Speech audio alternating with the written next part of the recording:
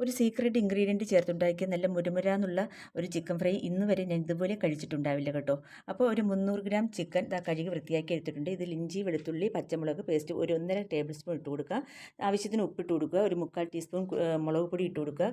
1/2 teaspoon കുരുമുളക് പൊടി ഇട്ട് കൊടുക്കുക. 1/4 ടീസ്പൂൺ ഗരം മസാല, 1/4 ടീസ്പൂൺ പെരിഞ്ജീരകം പൊടിച്ചത്, പിന്നെ 1 ടേബിൾ സ്പൂൺ കോൺഫ്ലവർ, പിന്നെ ഒരു സീക്രട്ട് ഇൻഗ്രീഡിയൻ്റായ മുട്ടയാണ് കേട്ടോ. അതൊന്ന് പൊട്ടിച്ചൊഴിച്ച് കൊടുത്തിട്ടുണ്ട്. ഇതെല്ലാം കൂടി നന്നായിട്ട് മിക്സ് ചെയ്ത് അരമണിക്കൂർ മാരിനേറ്റ് ചെയ്യാൻ വയ്ക്കാം.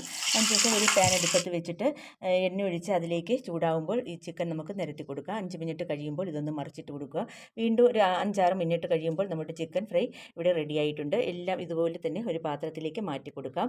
ഇതിൽ മുട്ട ചേർത്തിരിക്കുന്നത് കൊണ്ട് പ്രത്യേക ഒരു ടേസ്റ്റാണ് കേട്ടോ. നല്ല മുരുമുരാന്നാണ് ഇരിക്കുന്നത്. ഇത് എത്ര നേരം വേണമെങ്കിലും ക്രിസ്പിനെസ്സായിട്ട് തന്നെ ഇരുന്നു കൊള്ളും. അപ്പോൾ നല്ല ടേസ്റ്റി ആയിട്ടുള്ള ഈ ചിക്കൻ ഫ്രൈ എല്ലാവർക്കും ഇഷ്ടമായ ഒന്ന് ലൈക്ക് ചെയ്യാനും സബ്സ്ക്രൈബ് ചെയ്തൊന്ന് സപ്പോർട്ട് ചെയ്യാനും മറക്കല്ലേ.